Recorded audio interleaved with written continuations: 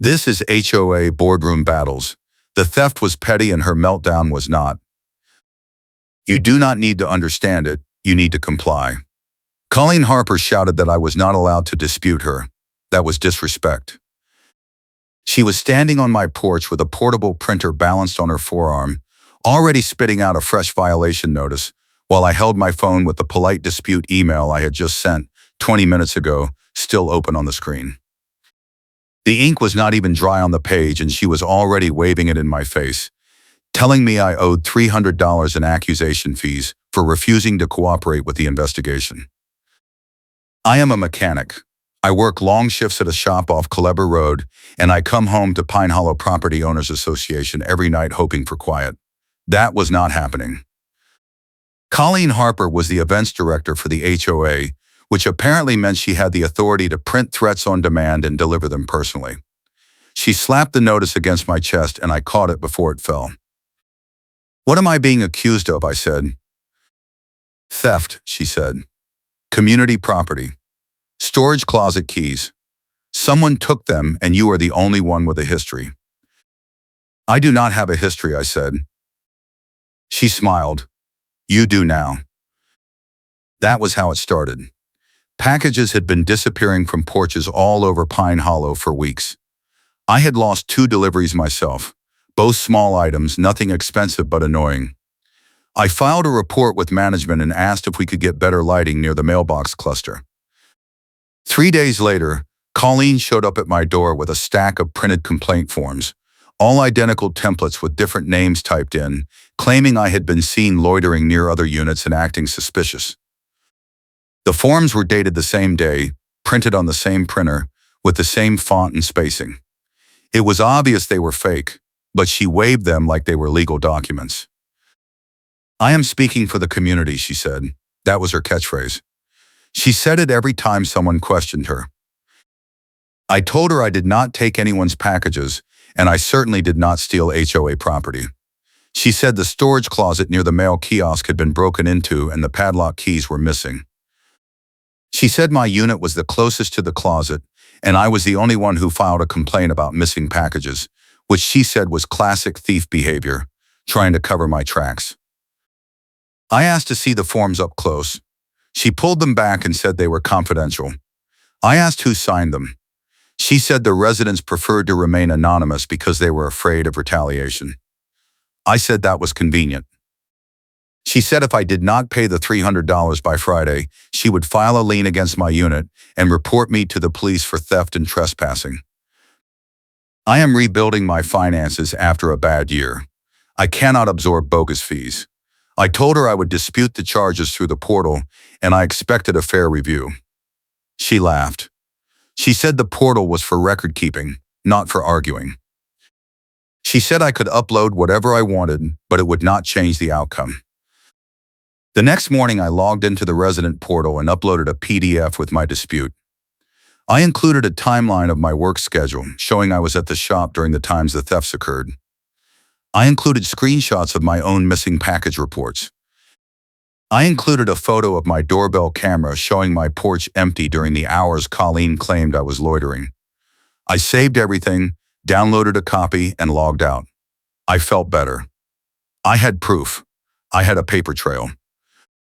That afternoon, Colleen showed up in a golf cart with a blinking amber light mounted on the roof.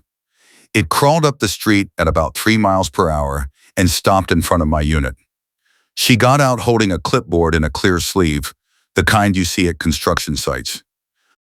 She walked up to my door and knocked hard. I opened it and she held the clipboard up like it was evidence, pointing at a highlighted date box with no readable text inside. "Your upload was rejected," she said. "Insufficient documentation. You need to resubmit with notarized witness statements and a signed affidavit." "I uploaded it this morning," I said. "It is in the system." She shook her head. "I checked. There is nothing there. You must have done it wrong." "I did not do it wrong," I said. "I saved a copy. I can show you." She waved the clipboard. "I do not need proof. I have paperwork and vibes." That was the line. She said it with a straight face, like it was policy. I stared at her. She stared back. Then she got back in the golf cart and drove away, the amber light blinking the whole time. I went back to the portal that night. My upload was gone. The submission history showed nothing. I checked my download folder and opened the PDF I had saved. It was intact, time-stamped, and complete. Someone had deleted it from the portal. I took a screenshot of the empty submission page and another screenshot of my local file with the metadata showing the creation date. I saved both. Then I emailed management directly, bypassing Colleen, and requested a formal review of the charges and a preservation of all portal records. The next day, I got a call from the tow company. They said my car was flagged for removal because I had unpaid HOA dues and my parking privileges were suspended. I told them I did not have unpaid dues. They said their work order came from the HOA and they were required to comply. I asked who authorized it. They said Colleen Harper, events director. I asked if they had written authorization. They said they had an email. I asked them to send it to me. They said they could not share client communications. I told them I would be at the tow yard in 20 minutes, and if they touched my car, I would file a complaint with the city. The dispatcher paused. Then he said he would hold the order pending verification. He said he needed written authorization from property management, not just the HOA board, before he could proceed. He said he had been burned before by HOA disputes and he was not getting in the middle of it again. That was the first time someone pushed back on Colleen. It gave me hope. I drove to the management office. It was in a small strip center about 2 miles from Pine Hollow. The office was one room with 2 desks and a reception counter. A woman named Rita was working the front. I explained the situation. She pulled up my account and frowned. She said I had a balance of $300 for violation fees and another $50 for administrative processing. She said my parking pass was flagged for suspension pending payment. I said I disputed the charges and uploaded documentation. She said there was no record of a dispute in the system. I showed her the screenshot of my local file with the timestamp. She said the portal only keeps records if the upload completes successfully. She said if it was deleted or rejected, there would be no trace. I asked who had access to delete uploads. She said board members and management staff. I asked if Colleen had access. She said yes. I asked Rita if she could pull the audit log from my account. She said she did not have permission to access audit logs without a formal request. I asked how to file a formal request. She said I needed to email management with a specific reason and wait for approval. I said I had already emailed them. She checked. She said she did not see it. I showed her my sent folder. She sighed. She said sometimes emails get filtered or lost. She said she would escalate it internally, but it might take a few days. I did not have a few days. The tow yard closed at 6, and if my car was taken, I could not recover it until tomorrow. I told Rita I needed the audit log now. She said she could not do that. I asked if there was anyone else I could talk to. She said the property manager was out of town until Monday. I asked if there was a number I could call. She said she could give me the after-hours line, but it was for emergencies only. I said this was an emergency. She gave me the number. I called it from the parking lot. A man answered. I explained the situation again. He said he was not authorized to override board decisions. I said the board member was deleting my documentation and framing me for theft.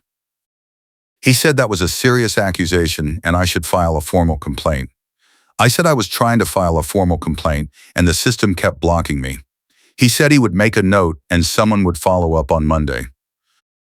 Monday was 4 days away. I hung up and sat in my car. My hands were shaking. I gripped the pen in my pocket too tightly and the clip snapped. I threw it on the passenger seat and started the engine. That night, Colleen posted a message in the neighborhood chat. It was vague but pointed. She said there had been an increase in theft and suspicious activity. She said the board was taking steps to protect the community. She said residents should be vigilant and report anyone acting unusual. She did not name me, but she did not have to. 3 neighbors messaged me privately asking if I was okay. One of them said Colleen had been asking questions about me at the mailbox cluster. Another said she saw Colleen printing something at the clubhouse and it looked like a community warning. I checked the clubhouse bulletin board the next morning. There was a printed flyer pinned to the cork. It had a generic theft warning with no names, but it listed my building number and said the board had identified a person of interest. It said residents should avoid confrontation and report any sightings to management. The flyer had a QR code at the bottom that linked to a survey asking if people felt safe in the neighborhood.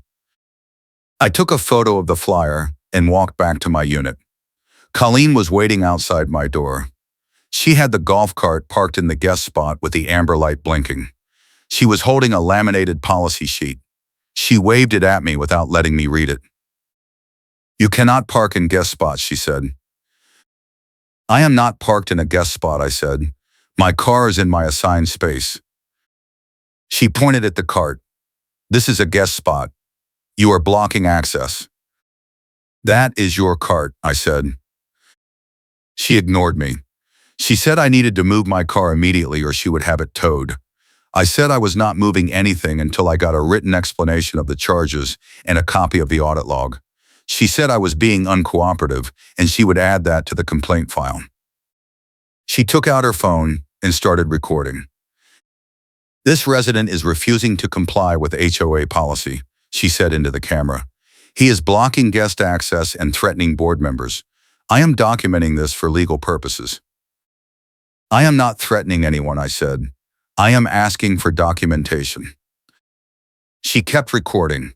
She walked around my car, filming it from every angle, narrating the whole time. She said my registration sticker was faded, which was a violation. She said my front tire was touching the curb line, which was a violation. She said I parked after hours last Tuesday, which was a violation. None of it was true. She was making it up as she went. I went inside and called the vendor dispatcher from the tow company. His name was Miguel. I explained what was happening. He said he remembered my call and he was still holding the tow order. He said Colleen had called him twice that morning demanding he execute the removal immediately. He said he told her he needed written authorization from property management, not just board emails. He said she got angry and threatened to report him to the HOA board for non-compliance. He laughed. He said he did not work for the HOA, he worked for the tow company, and the HOA was a client, not his boss. Miguel said he had dealt with Colleen before. He said she tried to have a contractor's truck towed last year because she did not like where it was parked. He said the contractor had a valid work permit and she tried to override it. He said management had to step in and tell her to back off. He said she holds grudges. I asked Miguel if he would be willing to provide a written statement about the tow order and Colleen's calls. He said he would, but he needed official authorization from his supervisor. He said if I filed a formal complaint with the city or the police, he could provide records as part of an investigation. He said without that, his company policy prevented him from sharing client communications. I thanked him and hung up. Then I called the non-emergency police line. I explained the situation. The dispatcher said it sounded like a civil dispute and the police could not intervene unless there was a crime. I said Colleen was filing false complaints and deleting my documentation. The dispatcher said that might be fraud or harassment, but I would need evidence. I said I had screenshots and timestamps. She said I should file a report in person at the substation and bring everything I had. I drove to the substation that afternoon. I brought my laptop, my phone, and a folder with printed copies of everything. The officer at the desk listened to my story. He said it sounded frustrating, but it was not clear if a crime had occurred. He said HOA disputes were usually civil matters handled through management or the courts. I said Colleen was threatening to file a lien and have my car towed based on false charges. He said that could be extortion or abuse of authority, but he would need to see proof that she was acting maliciously and not just making a mistake. I showed him the screenshots. I showed him the identical complaint forms with different names. I showed him the timeline showing I was at work during the thefts. He nodded. He said it looked suspicious, but he could not open an investigation without a formal complaint from property management or a witness willing to testify. He said if I could get a statement from the tow company or another resident, he could take a report. He gave me an incident number and told me to come back if I got more evidence. I left the substation feeling stuck. I had proof, but no one with authority would act on it. I needed a witness. I needed someone who saw what Colleen was doing and was willing to say it out loud. If you are enjoying this story, please hit like and subscribe for more HOA drama and neighborhood justice. I went back to Pine Hollow and parked in my assigned space. Colleen was at the mailbox cluster talking to another resident. I walked past them without stopping. Colleen called out to me. "We need to talk," she said. I kept walking. She followed me. The golf cart was parked near the curb. She got in and drove alongside me at walking speed, filming me with her phone. She narrated the whole time. "This resident is evading communication," she said.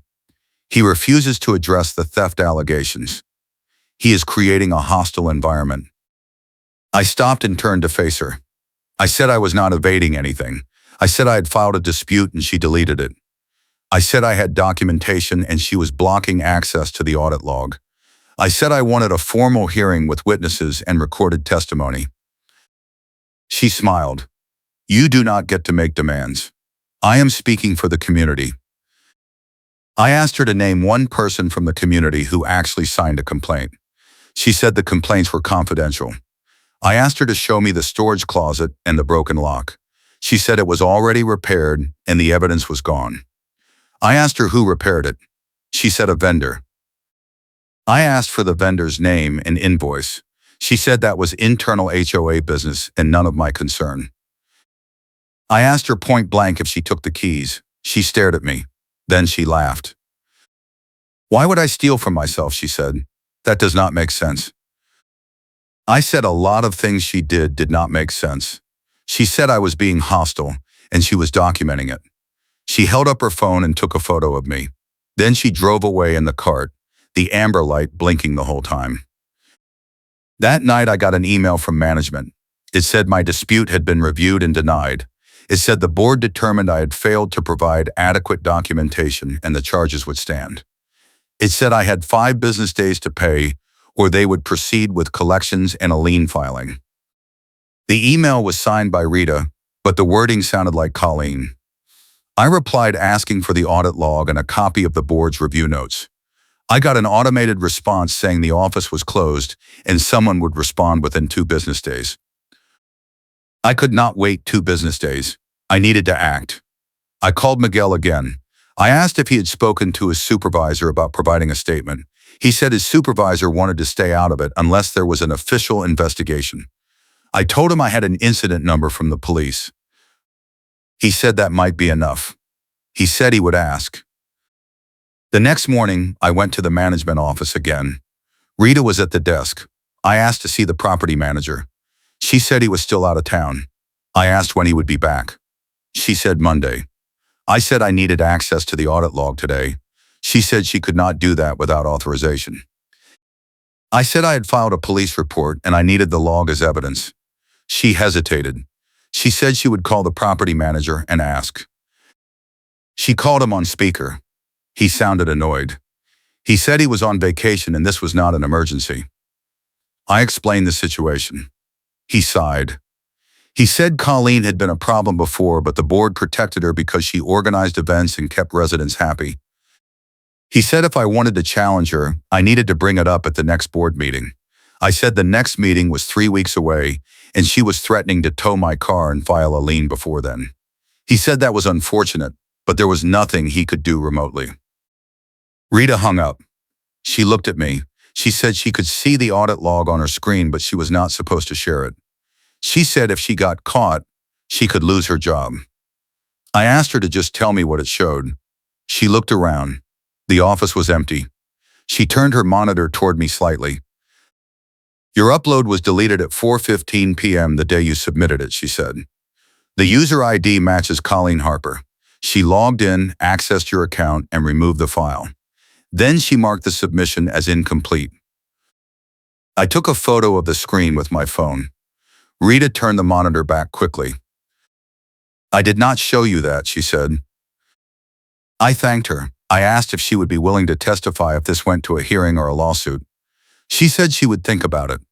She said she had seen Colleen bully other residents and she did not like it, but she also needed her job. I said I understood. I told her I would do everything I could to keep her name out of it. I left the office with the photo. I had proof. I had a timestamp showing Colleen deleted my dispute. I had Rita as a potential witness. I had Miguel willing to provide a statement if the police investigation moved forward. I had the identical complaint forms. I had my doorbell camera footage. I had everything I needed. I just needed to force a confrontation where witnesses could see it. I went back to Pine Hollow and parked at the mail kiosk. I waited. 20 minutes later, Colleen showed up in the golf cart. She saw me and stopped. She got out holding the clipboard and the laminated policy sheet. She walked over to me. "You are loitering," she said. "This is a violation." "I am checking my mail," I said. "You are blocking access," she said. "There is no one here," I said. "I am not blocking anything." She took out her phone and started recording again. She walked around me in a circle, narrating. She said I was creating a disturbance. She said I was intimidating residents. She said I was violating multiple policies and she was going to call the police. I held up my phone. "I have the audit log," I said. "I have proof you deleted my dispute." She stopped recording. Her face changed. She looked at my phone. She looked at me. "That is private information," she said. "You do not have authorization." "I have a photo," I said. "Timestamped. Showing you logged in and deleted my submission." She stepped closer. "You are threatening me," she said. "You are harassing a board member."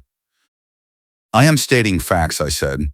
"You deleted my documentation and filed false complaints. You tried to have my car towed. You posted a community warning that implied I was a thief. You have been following me with a golf cart and filming me without consent." She held up the laminated policy sheet and waved it in my face without letting me read it.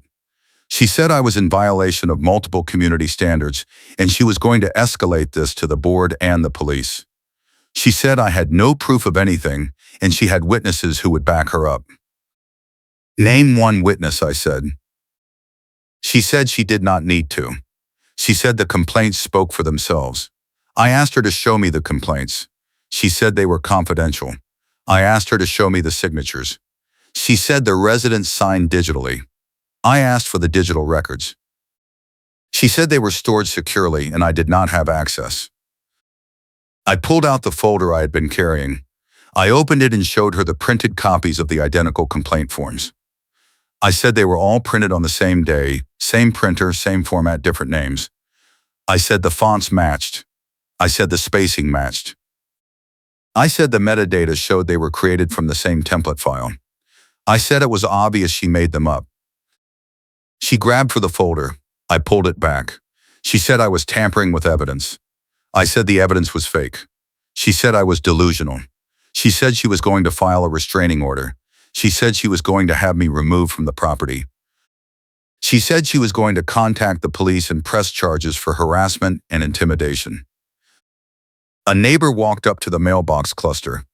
It was an older man named Steve who lived 2 units down. He stopped when he saw us. Colleen turned to him and switched her tone immediately. "Steve," she said, "can you witness this? This resident is threatening me and refusing to comply with community policies." Steve looked at me. He looked at Colleen. He said he just came to get his mail. Colleen stepped closer to him. She said I had been accused of theft and I was now harassing board members and creating a hostile environment.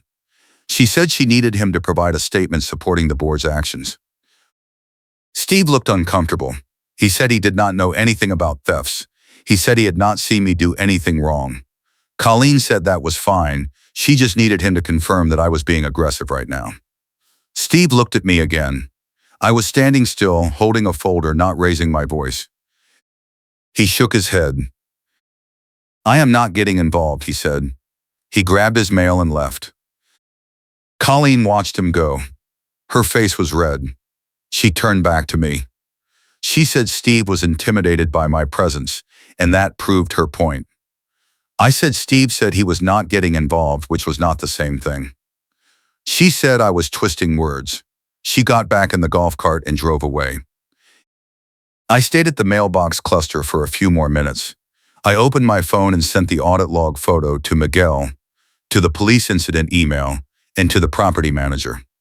I sent a follow-up email to management demanding a formal hearing and a written correction of the charges.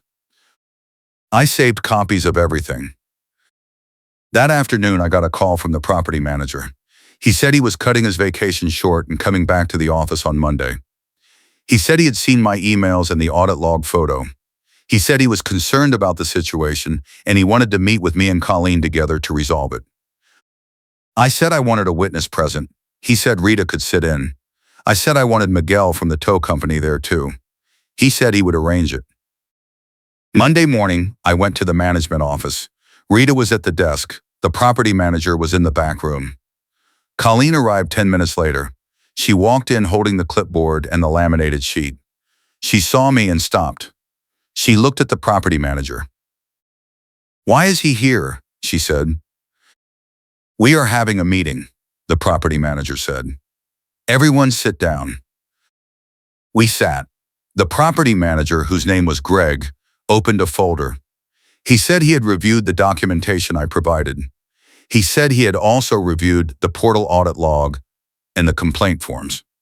He said there were inconsistencies. He asked Colleen to explain why she deleted my dispute submission. Colleen said it was an accident. She said she was reviewing submissions and clicked the wrong button. She said it was an honest mistake. Greg said the audit log showed she logged in specifically to my account and accessed the submission page. He said that did not look like an accident. Colleen said she was trying to verify the submission and the system was confusing. She said she reported the issue to IT. Greg asked if there was an IT ticket. Colleen hesitated. She said she reported it verbally. Greg said there was no record of a verbal report. He asked her to provide the date and time she spoke to IT. Colleen said she did not remember. She said it was weeks ago. Greg said my submission was deleted 3 days ago. Colleen said I was lying about the timeline. Greg showed her the audit log screenshot. Colleen said the screenshot was fake. I pulled out my laptop. I showed Greg the original PDF with the metadata. I showed him the portal submission timestamp. I showed him the local file creation date. I showed him the screenshot of the empty submission page. I showed him the identical complaint forms with the creation metadata, showing they were all made on the same day. Greg looked at everything. He looked at Colleen. "Did you create these complaint forms?" he asked. Colleen said residents submitted them. Greg asked if she had the original submissions. Colleen said they were submitted on paper. Greg asked where the paper copies were. Colleen said they were filed securely. Greg asked her to produce them. Colleen said she would need time to locate them. Greg said he wanted them by end of business today. Greg asked me if I had any other evidence. I said I had a witness from the tow company willing to provide a statement about Colleen's repeated calls demanding my car be towed without proper authorization. Greg asked if the witness was available. I called Miguel. He arrived 20 minutes later. Miguel sat down and explained what happened. He said Colleen called him twice demanding my car be towed. He said he told her he needed written authorization from property management. He said she threatened to report him to the HOA board for non-compliance. He said he refused because his company policy required verification. He said he had dealt with Colleen before, and she had a pattern of trying to override proper procedures. Greg asked Colleen if that was true. Colleen said Miguel was exaggerating. She said she called to request a tow because I had unpaid dues. Greg asked if she verified the dues with management before calling the tow company. Colleen said it was her responsibility as a board member to enforce compliance. Greg said it was management's responsibility to authorize tows, not the board's. Colleen said she was acting in the community's best interest. Greg closed the folder. He said he had heard enough. He said the charges against me were being dropped immediately. He said my account would be credited for any fees paid. He said the complaint forms were invalid and would be removed from my file. He said Colleen was being issued a written warning for deleting documentation and misusing her board access. He said if there were any further incidents, the board would issue a no-contact directive. Colleen stood up. She said this was an outrage. She said she was being punished for doing her job. She said I was the thief and everyone was protecting me. She said she had witnesses. Greg asked her to name one. Colleen pointed at Miguel. She said he was lying to protect me because I paid him off. Miguel laughed. He said he had never met me before last week and he did not take bribes. He said his company had a strict policy against favoritism, and if Colleen wanted to file a complaint, she could contact his supervisor. Colleen turned to Rita. She said Rita was biased because she showed me the audit log. Rita said she did not show me anything. Colleen said I had a photo of the audit log, and Rita was the only one who could have provided it. Rita said I had access to my own account records through the portal, and I did not need her help. Greg said the meeting was over. He said Colleen needed to leave. Colleen said she was not leaving until she got an apology. Greg said no one was apologizing. He said if she did not leave voluntarily, he would call the police for trespassing. Colleen stared at him. Then she grabbed her clipboard and walked out. She slammed the door behind her. Greg turned to me. He said he was sorry for what happened. He said Colleen had been a problem for a while, but the board liked her because she organized events and kept engagement high. He said he was going to recommend the board remove her from any enforcement role. He said if I wanted to file a formal complaint with the board, he would support it. I said I wanted a written statement confirming the charges were dropped and my account was clear. He said he would prepare it by end of day. I thanked him. I thanked Miguel. I thanked Rita. I left the office feeling lighter than I had in weeks. That afternoon, I got an email from Greg. It included a written statement confirming the charges were dropped, my fees were refunded, and my account was in good standing. It included a copy of the no-contact directive issued to Colleen. The directive stated that Colleen was prohibited from contacting me directly, entering my property, or initiating any enforcement actions against me without management approval. It stated that violations of the directive would result in removal from the board and potential legal action. I saved the email. I printed 3 copies. I uploaded one to the portal and verified it stayed in the system. I mailed one to the board president. I kept one in my folder. 2 days later, I was at the mailbox cluster when a deputy pulled up. He got out and walked over to me. He said he was responding to a harassment complaint. He said someone reported I was intimidating residents and creating a disturbance. I asked who filed the complaint. He said Colleen Harper. I showed him the no-contact directive. I showed him the written statement from management. I explained what had been happening. The deputy read everything. He nodded. He said he would go talk to Colleen. He said if she filed a false report, she could be charged. He said I should keep my documentation and call if there were any more incidents. He left. An hour later, I saw the deputy's car parked outside Colleen's unit. He was standing on the porch talking to her. She was waving her arms and pointing toward my building. The deputy shook his head. He handed her a paper. She read it and her face went pale. The deputy got back in his car and drove away. Colleen went inside and slammed the door. That night, the neighborhood chat exploded. Someone posted asking what happened with the theft investigation. Someone else said they heard Colleen was removed from enforcement. Someone else said they heard I was cleared. Someone asked if the stolen keys were ever found. No one answered. I did not post anything. I just watched. The next day, Colleen posted a message. She said she was stepping down from the events director role due to personal reasons. She said she appreciated the community's support and she hoped everyone would continue to work together. She did not mention me. She did not mention the investigation. She did not apologize. 3 people replied thanking her for her service. No one else responded.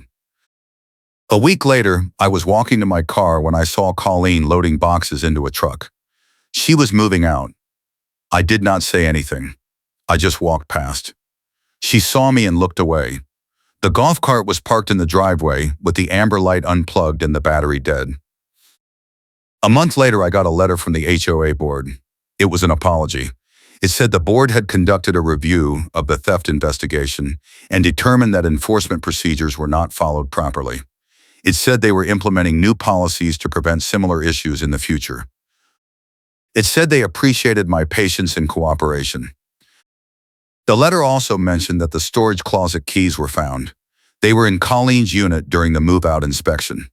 The property manager called me separately to explain. He said when Colleen moved out, the cleaners found a box in her closet with HOA property. Inside were the storage keys, some clubhouse supplies, and several packages with other residents' names. He said it was clear she had been stealing and framing others to cover her tracks. He said the board was considering legal action. He said they had contacted the police and opened a formal investigation. He said several residents had come forward with reports of missing packages and items, and the timeline matched Colleen's access to the buildings. He said it was going to take time, but they were committed to making it right. I asked if any charges were filed. He said the police were still gathering evidence, but it looked like Colleen would be charged with theft and fraud. He said she had already moved out of state, and they were working with law enforcement to locate her. I thanked him for the update. I hung up and sat on my porch. I thought about the last few weeks. I thought about the complaints, the threats, the golf cart, the clipboard, the laminated sheet, the deleted uploads, the fake signatures, the tow calls, the public shaming, the whistle, the amber light. I thought about Colleen standing in the management office saying she did not need proof, she had paperwork and vibes. I thought about Rita turning the monitor toward me. I thought about Miguel refusing to tow my car without written authorization. I thought about Steve walking away from the mailbox. I thought about the deputy handing Colleen the paper and her face going pale. I thought about the keys in the box and the packages with other names. I thought about the moment Greg asked Colleen if she had witnesses and she pointed at Miguel and Miguel laughed. I thought about Colleen saying she had witnesses and the witness saying actually no. That was the moment. That was when it all collapsed. I leaned back in my chair and closed my eyes. The neighborhood was quiet. The golf cart was gone. The amber light was gone. The clipboard was gone. The laminated sheet was gone. Colleen was gone. I opened my eyes and looked at my car parked in my assigned space. The registration sticker was fine. The tire was not touching the curb. There were no violations. There were no threats. There were no fees. There was just my car, in my space where it belonged. I stood up and went inside. I made coffee. I sat at my kitchen table and opened my laptop. I logged into the resident portal. My account was clear.